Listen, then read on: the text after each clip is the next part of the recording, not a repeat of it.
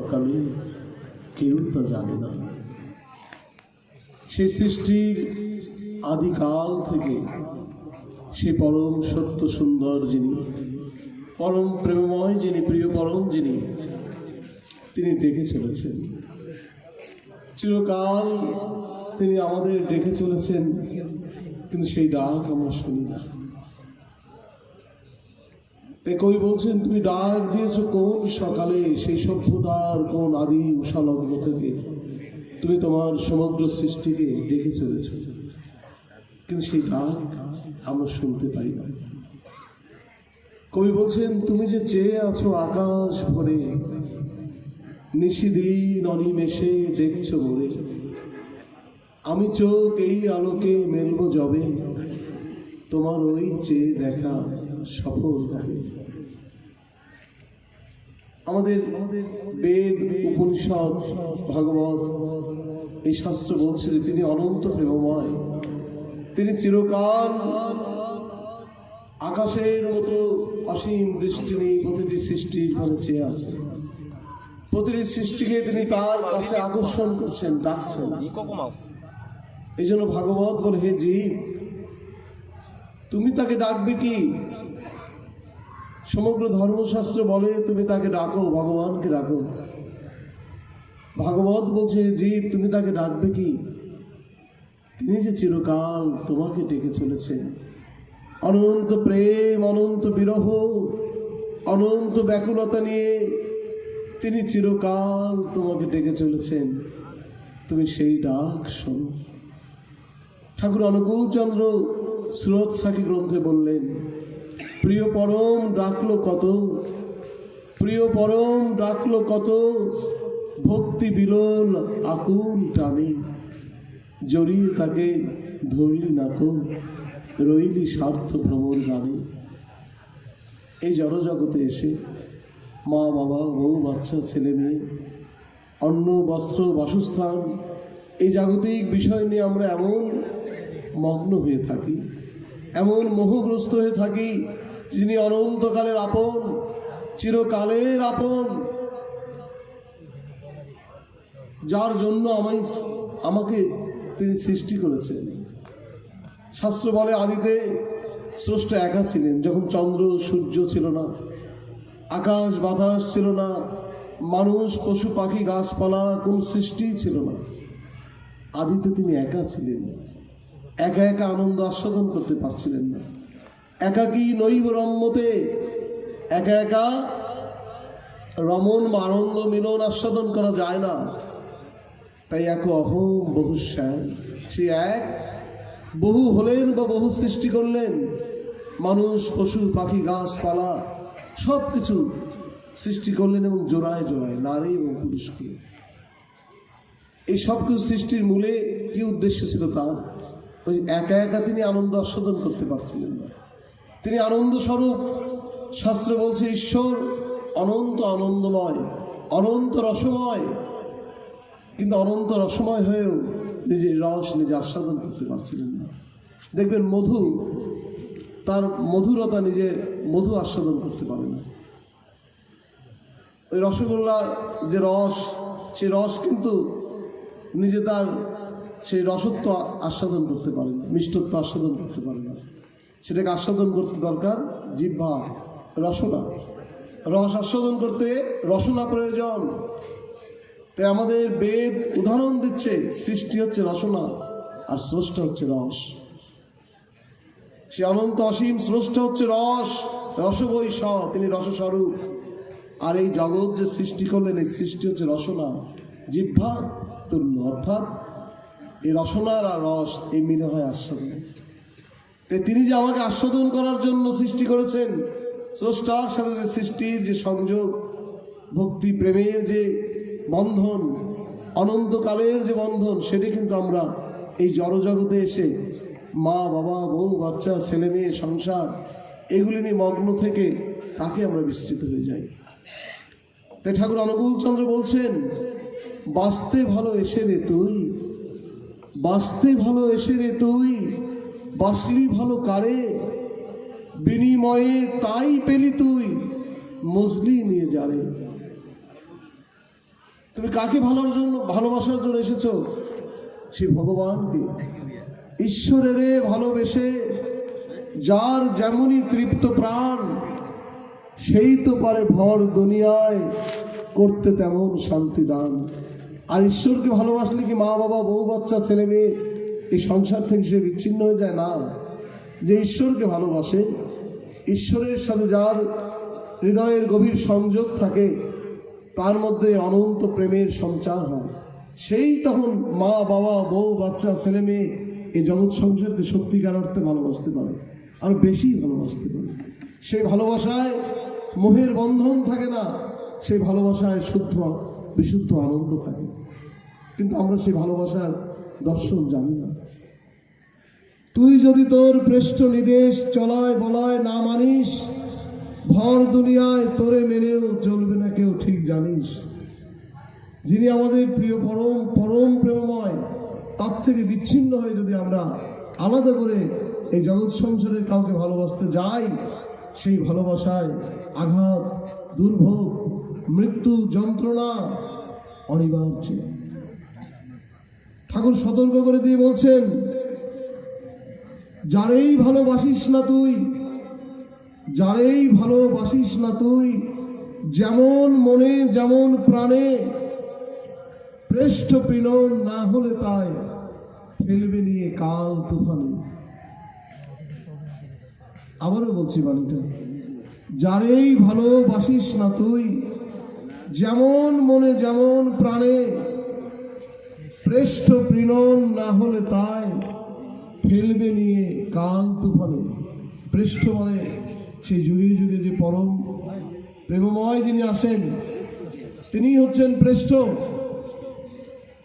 তাকে কেন্দ্র না করে, তাকে কিলোকেন্দ্র না করে তুমি আলাদা করে যদি কাউকে ভালোবাসতে যাও, সেই ভালোবাসা তোমাকে কাল তুফানে নিয়ে ফেলবে। আমরা বিল্বমঙ্গল, সেই পরম মহা সাধক বিল্বমঙ্গল ঠাকুরের উপাখ্যান জানেন তো? সে বিল্বমঙ্গল ঠাকুর পরবর্তীতে তিনি মহাপুরুষ হন, কিন্তু প্রথম জীবনে একজন গণিকার প্রতি আসক্ত ছিলেন। রাত্রি হলেই কৃষ্ণবেন্না নদী পার হয়ে প্রতিদিন সেই সুন্দরী গণিকার গৃহে আসতেন। সারা রাত সেই গণিকার সে প্রতিদিন কাটাতেন। যখন পিতৃবিয়োগ হলো, পিতৃবিয়োগ হওয়ার পর ওই চাঁদ না হওয়া পর্যন্ত ওই সময় সংস্কার বসে ওই কয়দিন তিনি সেই গণিকার কাছে যেতে পারেননি। যেদিন চাঁদ শেষ হলো, সেই রাত্রেই বিশাল ঝড় বৃষ্টির রাত, অন্ধকার রাত, মেঘলা রাত, ঝড় বৃষ্টির রাত, সেই রাতেই কিন্তু সে বিল্বমঙ্গল বেরিয়ে পড়লেন।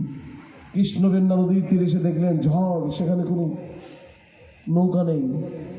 তারপরেই তিনি দূরে তীরে দাঁড়িয়ে দেখলেন যে একটা ভেলা সেখানে দেখলেন। ভাবলেন, আমার সেই প্রিয়তমা, যিনি সেই গণিকাকেই প্রিয়তমা ভাবতেন, তিনি বুঝি এই ভেলা আমার জন্য আজ পাঠিয়ে দিয়েছেন। সে ভেলায় চড়ে সেই ঝড় বৃষ্টির মধ্যে উত্তাল বিশাল কৃষ্ণবেন্না নদী পার হয়ে এবার এসে পায়ে হেঁটে যখন সেই গণিকার বাড়ির সামনে এলেন, দেখলেন যে ঝড় বৃষ্টিতে দরজা আটকানো, বিশাল প্রাচীর। তারপরেই দেখলেন যে একটা দড়ি প্রাচীরে ঝুলছে। ওই মেঘের বিদ্যুতের যে বিদ্যুৎ ঝলসাচ্ছে, সেই ঝলসানোর আলোতে দেখলেন যে একটা প্রাচীরের মধ্যে মোটা দড়ি। তো ভাবলেন, আমার প্রিয়া আমার আসার জন্য সব ব্যবস্থাই করে রেখেছে, নদীতে ভেলা রেখেছে, আর এই প্রাচীর টপকে যেতে পারি তার জন্য দড়িও রেখেছে। সেই দড়ি বেয়ে প্রাচীর টপকিয়ে যখন তার দরজায় নক করছে, সেই গণিকার নাম ছিল চিন্তামণি।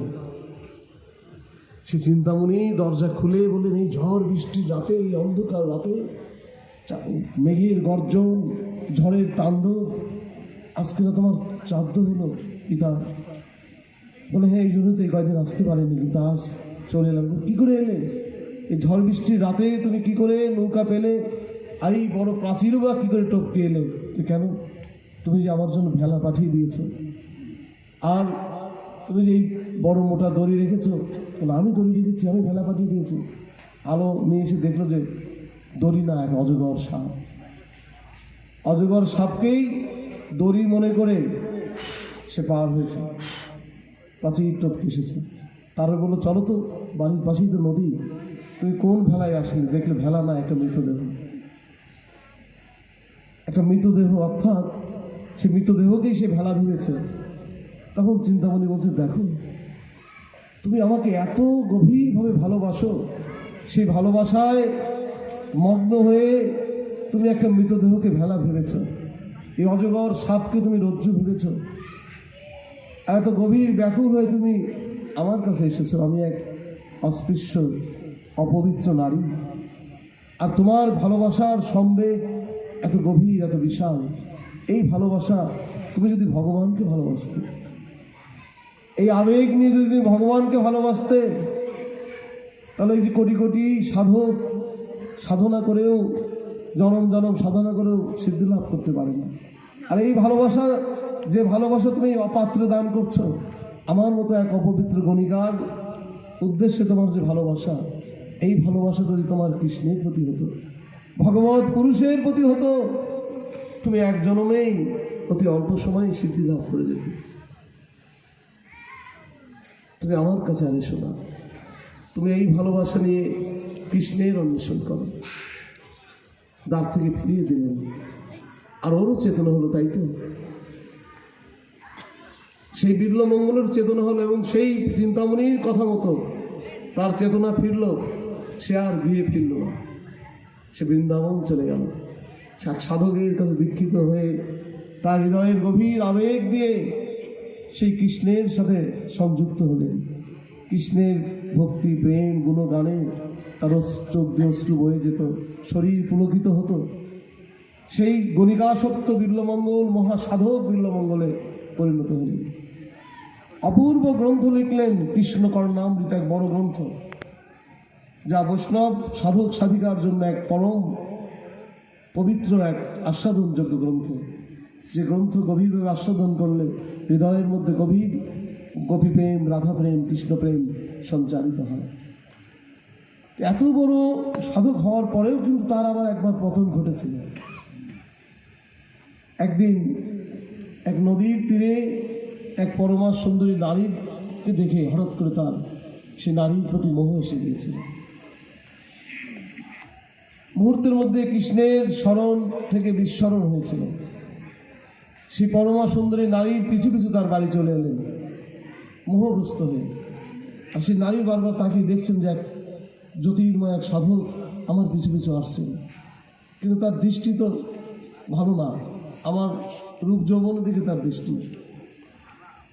সেই সন্ন্যাসী তখন বিল্বমঙ্গল ঠাকুর, তিনি যখন দ্বারে এসে দাঁড়ালেন, তার স্বামী, সেই পরমা সুন্দরী নারীর যিনি স্বামী, তিনি বাইরে এসে দেখলেন যে সে মহাপুরুষ, মহাসাধক তার আঙিনায় দাঁড়িয়ে। তিনি গর্ব হয়ে তাকে প্রণাম করলেন যে কত ভাগ্য, আপনি আপনার একজন পরম ভক্ত, আপনি আমার দ্বারে দয়া করে এসেছেন, বলুন আমি কী দিয়ে আপনার সেবা করব। খুব আবেগ আপ্লুত বলছেন, বলতে আমি যা চাইবো তুমি তাই দেবে? বলে হ্যাঁ, আমার সাধ্যের মধ্যে হলে আপনি যা চাইবেন আমি তাই দেবো। তখন বলছে, তোমার স্ত্রীর প্রতি আমার কামনা জেগেছে, তুমি কি পারবে তাকে আমাকে দিতে? তখন তিনি ভাবলেন, কী ব্যাপার, এমন বড় একজন মহান পুরুষ, এমন বড় একজন মহাসাধক, তিনি একই পাপ কথা মুখে উচ্চারণ করছেন। তিনি কৃষ্ণকর্ণামৃত গ্রন্থ পড়েছিলেন, যেমন মহাসাধক তিনি কি করে এমন একটা পাপ ইচ্ছা পোষণ করছেন।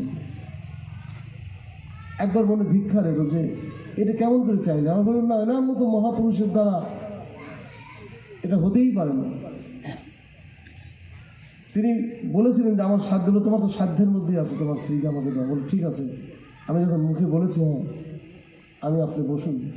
তার ঘরে নিয়ে আপ্যায়ন করলেন এবং স্ত্রীকে বললেন যে তুমি যাও, তার কাছে যাও, তার মনোবাঞ্ছা পূরণ করো। স্ত্রী সতী সাধ্যী নেন, তিনি বলছেন, স্বামী আপনি কী বলছেন, আমার এই দেহ মন আপনাতেই সমর্পিত, আপনি একই বলছেন। বল, তিনি একজন মহাসাধক, আমার বিশ্বাস সে মহাসাধকের সামনে গেলে তোমার কোনো অমঙ্গল হবে না, তুমি যাও।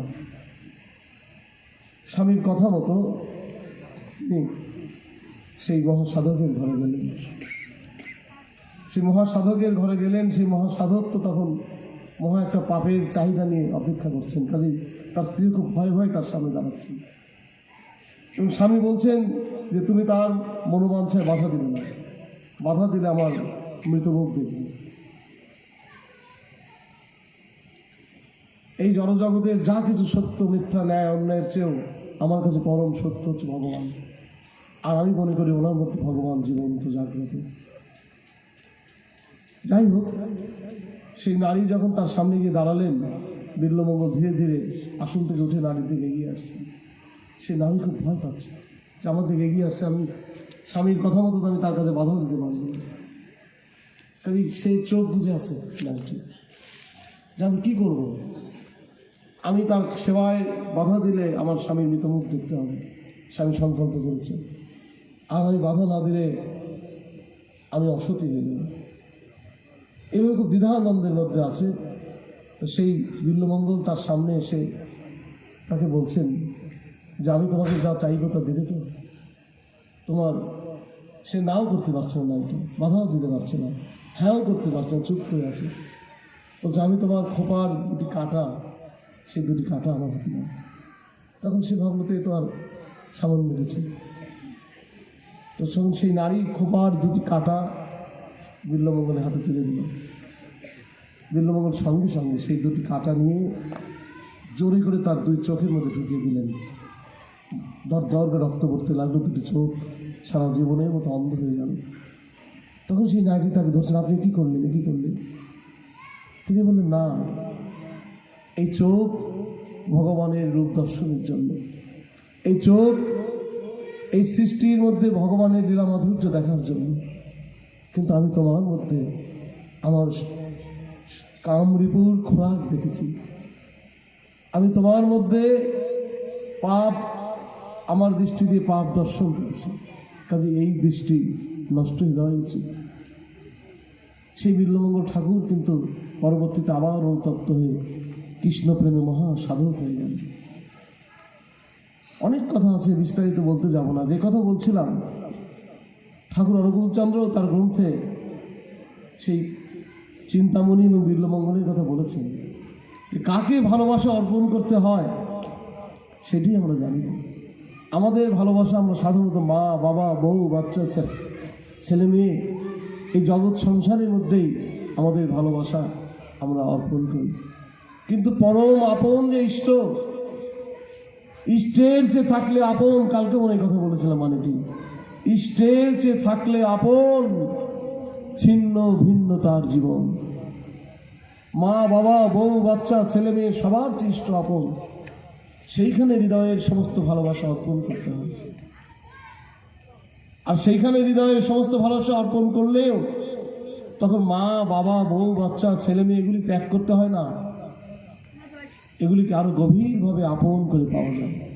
যেটা ঠাকুর রামকৃষ্ণদেব উদাহরণ দিয়ে বললেন, খুব সহজ সুন্দর ছোট্ট উদাহরণ দিয়ে বললেন, হ্যাঁ গা, এক লিখে শূন্য দাও, এক লিখে শূন্য দাও 10 হবে। এইভাবে একের পর এক শূন্য দাও, 10, 100, 1000, লক্ষ, কোটি, এইভাবে সংখ্যা বাড়তেই থাকবে।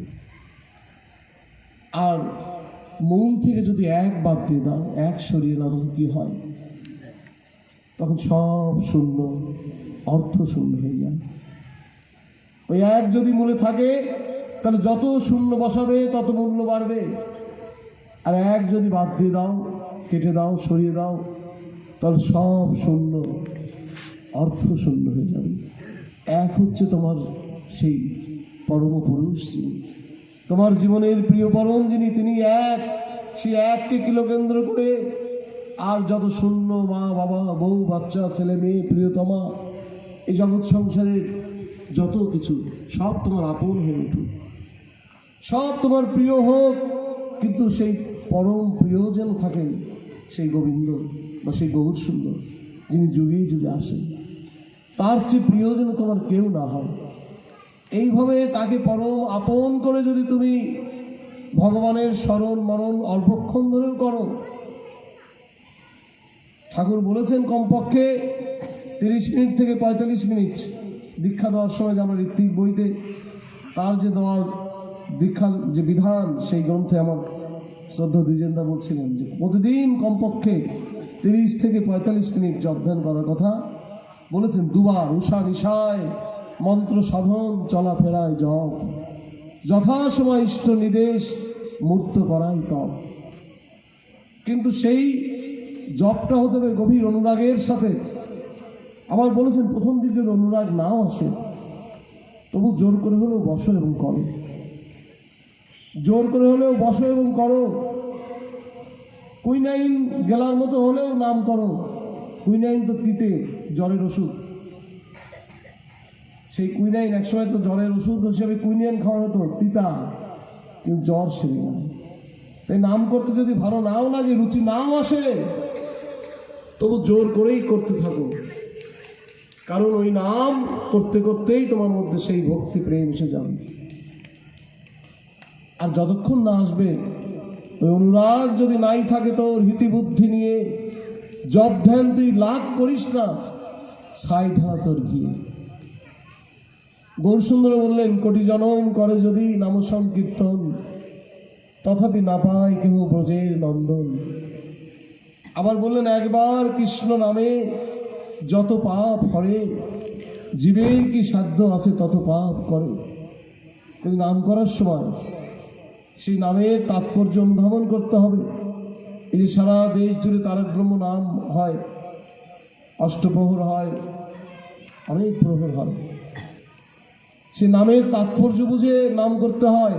এই যে হরে কৃষ্ণ কৃষ্ণ কৃষ্ণ হরে হরে, হরে রাম রাম রাম হরে হরে। কোটি জনম করেও হয় না যদি তাৎপর্য এর মর্মার্থ হৃদয়ে জাগ্রত না হয়।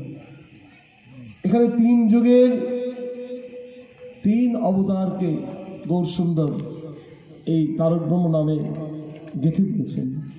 সত্যের হরি, ত্রেতার রাম, আর দাপরের কৃষ্ণ।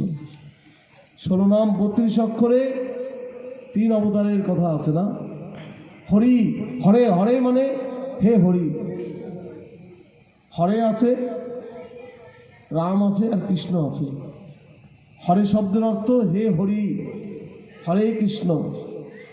প্রথমেই কৃষ্ণ হলো কেন? 1 3 2 এরকম তো হয় না, 1 2 3 হয় নাকি?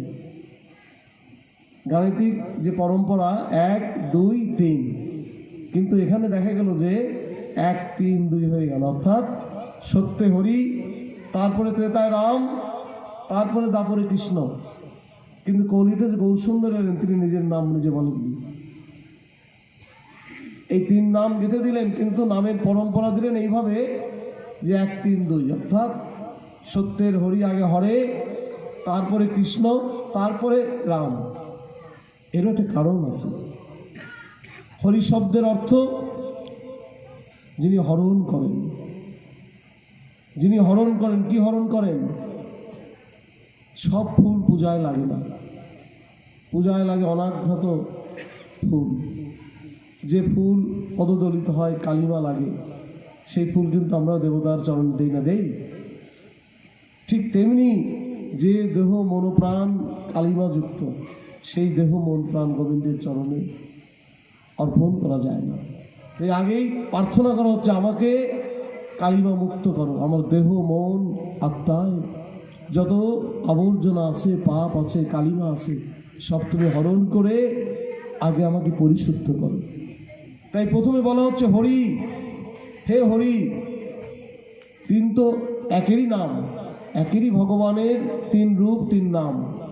কিন্তু প্রথমে কেন হরে বলা হচ্ছে? যে আমার প্রথমে সমস্ত দেহ মন প্রাণের পাপ তাপ কালিমা হরণ করে আগে আমাকে পরিশুদ্ধ করো। তারপরেই বলা হচ্ছে কৃষ্ণ। কৃষ্ণ মানে আকর্ষণ করা, কৃষ্ণ মানে কর্ষণ করা। জমিতে কিছু বন লাগে, কর্ষণ করতে হয়। আগে কর্ষণ করে তুমি আমাকে তোমার দিকে আকর্ষণ করে নাও,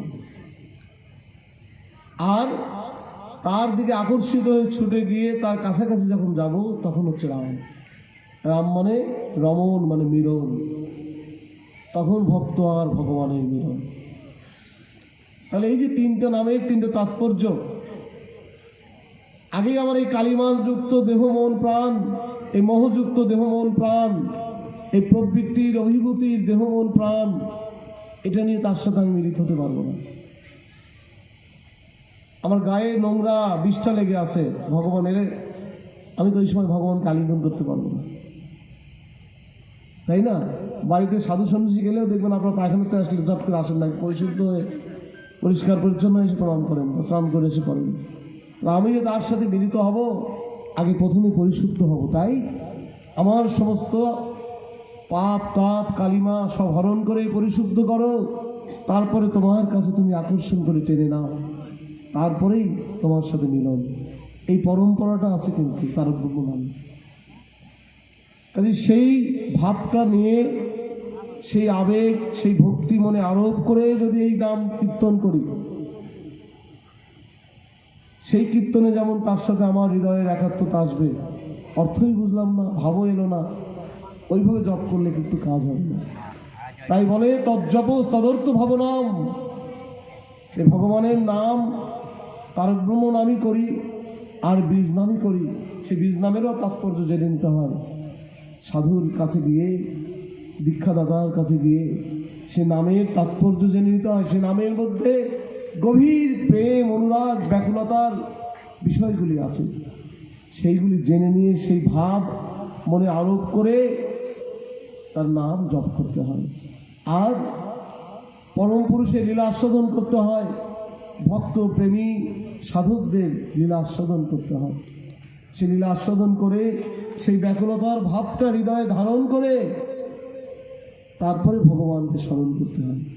শুধু ভক্ত সজ্জন, আমি কথা বাড়াবো না। আমার পূজনীয় মৃণাল কাকু আছেন, তিনি আলোচনা করবেন। আমি আপনাদের কাছে শুধু এই প্রার্থনাই করব যে আমরা যিনি সবচেয়ে চিরকালে যিনি আপন, তাকে বিস্মৃত হয়ে যদি আমরা সংসারকে ঠিকমতো, সংসারের প্রতি ঝাঁপিয়ে পড়ি, সেই সংসারকে আমরা ঠিকমতো আস্বাদন করতে পারবো না। বলা হয় শ্যাম রাখি না কুল রাখি। যে শ্যাম বাদ দিয়ে কুল রাখতে যায়, কুল মানে জগৎ সংসার, সে কুল রক্ষা করতে পারে না। আর যে শ্যাম রক্ষা করে তার শ্যামও থাকে, কুলও থাকে। কাজে আমরা যেন, হিন্দুরা নিত্যকর্ম ভুলে গেছি, আমরা যেন উষা নিশায় মন্ত্র সাধন, চলাফেরায় জপ, যথাসময় ইষ্ট নির্দেশ, মুক্ত করাই তপ, গভীর অনুরাগের সাথে ইষ্টকে জীবনের প্রধান করে উষা নিশায় তার জপ করে, চলাফেরায় তার জপ করে, তারপরে আমরা বউ বাচ্চা ছেলে মেয়ে সংসার, অন্ন বস্ত্র বাসস্থান, এগুলি নিয়ে যেন আমরা মনোনিবেশ করি, তাকে কেন্দ্র করি। তাহলেই আমাদের জীবন, সংসার, জগৎ, শ্যাম সব ঠিক থাকবে। সেই ভগবত ভক্তি সবার মধ্যে সঞ্চারিত হোক। শ্যামকে ঠিক রেখে আমরা কুলকে আস্বাদন করি, এই প্রার্থনা রেখে আবারও আপনাদের সবাইকে প্রণাম জানিয়ে আমার কথাকে এখানেই বিশ্রাম দিচ্ছি। জয় গুরু। বন্দে পুরুষোত্তমম, বন্দে পুরুষোত্তমম, বন্দে পুরুষোত্তমম।